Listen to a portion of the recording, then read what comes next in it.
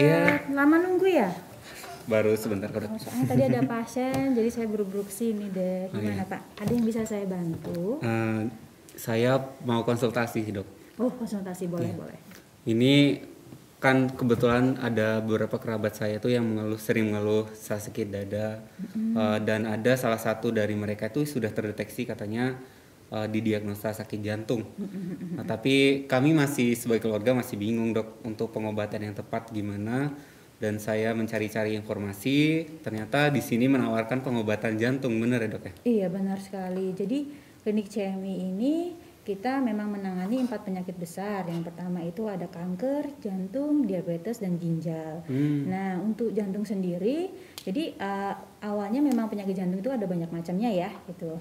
Ada penyakit jantung koroner, ada memang karena aritmia atau gangguan irama jantung, terus ada juga penyakit ototnya yang rusak atau kardiomiopati atau penyakit jantung bawaan seperti itu. Nah, untuk di CMI sendiri kita ini memang sering menangani pasien yang seperti penyakit jantung koroner, gitu ya. Saat ini memang penyakit jantung koroner itu sering sekali diderita oleh masyarakat di Indonesia, gitu ya. Paling banyak memang penyakit jantung koroner. Oh itu jadi tertinggi di Indonesia atau Betul. emang yang paling banyak gitu ya? Paling banyak di dunia pun juga sebenarnya juga itu gitu, penyakit jantung yang paling sering itu penyakit jantung koroner gitu.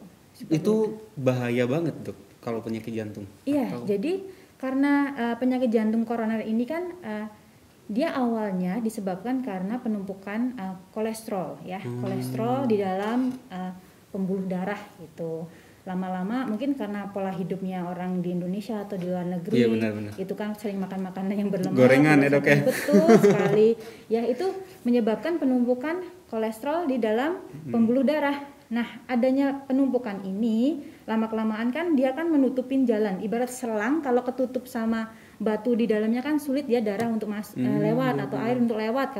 Kalau analoginya selang, air sulit untuk lewat. Tapi kalau di sini kan pembuluh darah, ya jadi ketutup terus, jadi kan darah sulit untuk mengalir. Jantung jadi kekurangan oksigen dan darah, ya. Jadi jantung juga sulit untuk berpompa atau mengalirkan darah ke seluruh tubuh juga jadi berkurang fungsinya seperti itu.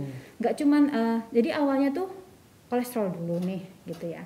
Terus kemudian lama-kelamaan ada inflamasi atau peradangan di pembuluh darahnya. Nah, ada peradangan di pembuluh darah ini, dia akan menumbuhkan namanya trombus gitu ya, sumbatan. Nah, di situ ini yang menjadi bahayanya dok ya? ikonnya ya. Ikonnya di jantung ini yang jadi masalah tuh ini gitu. Jadi darah juga sulit untuk mengalir Iya seperti benar-benar. itu. Karena udah tersumbat tadi ya dok ya? Betul.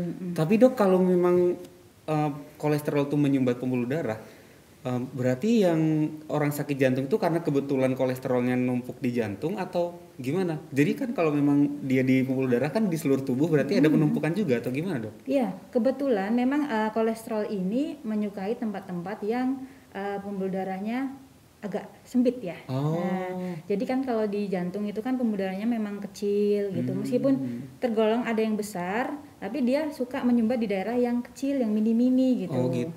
Padahal pembuluh darah di jantung itu punya peranan yang penting banget. Penting ya? sekali. Oh iya gitu. benar-benar. Kalau selain dari faktor makanan, apakah ada faktor lain juga dok? Sebenarnya ada beberapa faktor yang bisa menyebabkan seseorang terkena penyakit jantung gitu. Kalau dari di CMI sendiri kan kita kan juga mengusung pengobatan yang menggabungkan dua keilmuan nih, nah, Pak ya.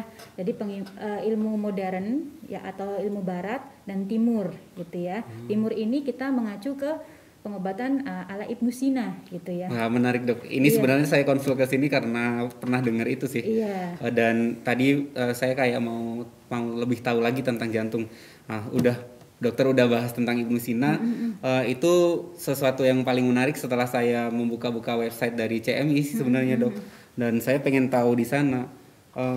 Kalau selama ini kan saya konsul ke dokter, katanya memang metode pengobatannya adalah katanya harus operasi apa gitu namanya deh, pasang alat ring. Pasang ring benar-benar atau bypass itu. Nah itu sebenarnya gimana sih dok, dipasang bypass itu emang bisa sembuh atau gimana? Jadi kalau di CMI sendiri gitu ya, kita kan menggabungkan dua keilmuan. Sebenarnya kembali lagi ke pasiennya. Itu kan hak otonom pasien atau hak pilihan pasien. kami menawarkan ya. Kami menawarkan di sini ada pengobatan yang dimana tidak harus menggunakan atau memasang ring atau melakukan bedah bypass gitu. Kita bisa menggunakan pengobatan dengan formula Ibnusina. Nah, apa ini formula Ibnusina gitu ya yang jadi penasaran ya. Jadi kita tidak melakukan bedah, memang tidak gitu. Kita hanya memberikan kepada pasien itu minum obat saja gitu. Minum obat. Betul. Jadi ini isinya bukan herbal ya gitu kan. Karena Ibnusina ini kan dia kan merupakan ahli bedah juga ya. Ahli Ofgin juga, dia ahli biomolekuler. Biomolekuler itu tentang ilmu chemistry ya, chemistry betul. Chemistry kayak misalkan kolesterol itu chemistry-nya kimianya, unsur kimianya apa, kayak C27H46O1 itu nanti dibedah seperti itu. Nah, gimana caranya si kolesterol di tubuh ini bisa hilang di tubuh gitu kan, dengan cara kan ada nih zat-zat alam, unsur-unsur alam seperti unsur herbal, kimia organik dan hewani itu yang mampu atau sanggup untuk menghilangkan atau mengambil kolesterol di dalam darah seperti itu. Jadi dikembalikan ke bentuk semula asal dia sebelum sakit seperti apa gitu. Jadi kayak menyeimbangkan unsur kimianya gitu. Betul. Jadi Ibnusina itu memang kita diarahkan untuk lebih baik memanfaatkan alam sekitar dulu gitu ya. Baru nanti misalkan ternyata tidak ada perbaikan, baru obat misalkan operasi itu boleh dilakukan. Jadi di CMI ini tetap kita harus bergabung dengan dokter-dokter spesialis. Jadi tetap dikombinasi itu. Betul. Jadi misalkan pasien jantung yang diobatin di sini gitu ya, kita diberikan formula Ibnusina juga tidak lepas dengan obat-obat jantung dengan yang diberikan oleh dokter spesialisnya gitu. Tidak boleh lepas juga. Awalnya mungkin kita akan berbarengan dulu ya. Obat dari Ibnusina dan juga obat dari dokter spesialis. Nanti pengobatan kedua dosis mungkin akan diturunkan dari spesialisnya. Jadi tidak boleh langsung lepas. Tapi saya masih bingung juga sih dok, tapi kalau yang konvensional kan selama ini makainya dipasang operasi bypass sama ring. Betul. Apakah sebenarnya itu menjadi solusi yang tepat, atau kalau memang keadaan kerabat saya yang baru terdeteksi dan belum ada penata laksanaan, baiknya emang langsung ke pengobatan yang dari Ibnusina? Itu apakah ada perbedaan yang sangat mendasar dalam penata laksanaannya atau emang mirip-mirip dok? Jadi gini. Kalau untuk konsumsi obat gitu kan, itu kan kalau bypass ataupun pemasangan ring itu kan tindakan. Kalau konsumsi obatnya itu kita masih bersamaan. Misalkan kan kalau penyakit jantung biasanya kan disertai oleh hipertensi juga, penyakit hipertensi. Nah itu juga tetap diminum obat untuk hipertensi dari spesialis dan obat formula Ibnusina di sini. Terus kemudian ternyata dia butuh untuk obat yang lain nih dari spesialis, boleh dikombinasikan karena obat kita aman, nggak ada efek sampingnya gitu. Justru sebenarnya yang memang agak banyak efek sampingnya adalah pengobatan konvensional saat ini gitu. Kalau komplementer sih kita pendukung sebenarnya untuk mendapatkan kesembuhan pasien lebih baik lagi kan gitu. Karena kita berbarengan itu kenapa fungsinya?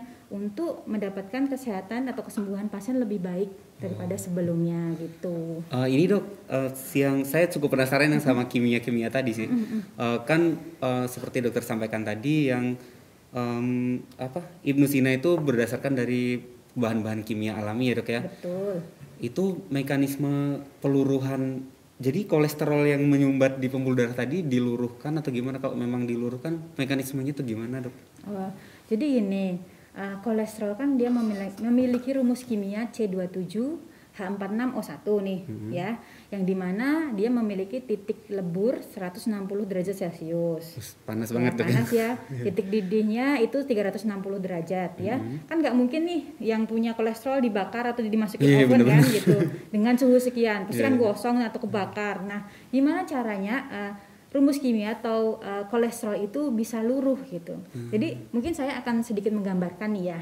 Jadi kolesterol dengan rumus kimia C27H46O1 itu kan dia akan menyumbat di bagian jantung yang dimana menyebabkan jantungnya tidak bekerja dengan baik. Kalau pasien yang datang ke klinik atau ke rumah sakit dengan penyakit jantung kan gejalanya pasti ada nyeri dada dan sesak. Ya, pasti. Pasti ada nyeri dada dan sesak. Yang utama adalah biasanya kalau udah parah sesak ya. Sesak itu pasien udah nggak bisa ngomong biasanya. Nah, dokter biasanya akan memberikan pengobatan dengan meluruhkan cairan atau yang membuat dia sesak gitu dengan pengobatan diuretik atau dikeluarkan airnya. Biar kencing terus ya, Dok ya? Biar kencing terus, betul sekali. Dan kemudian ada juga diberi oksigen kan seperti itu. Benar-benar. Nah, saat tubuh itu mengeluarkan cairan atau hidrogen ya, H ya rumusnya ya. Hidrogen keluar, dia akan berikatan dengan O. Jadi H2O-nya turun. Dari rumus kimianya kolesterol C27H46O1 itu kan hanya sama O-nya aja yang turun tuh. Ya, C-nya C-nya tetap di situ. C-nya masih ada di tubuh kan gitu. Nah, saat dia kehilangan pasangan, kan itu ada pasangannya ya. Seperti di Al-Qur'an juga disebutkan bahwa Allah itu menciptakan segala makhluk itu berpasang-pasangan. Dia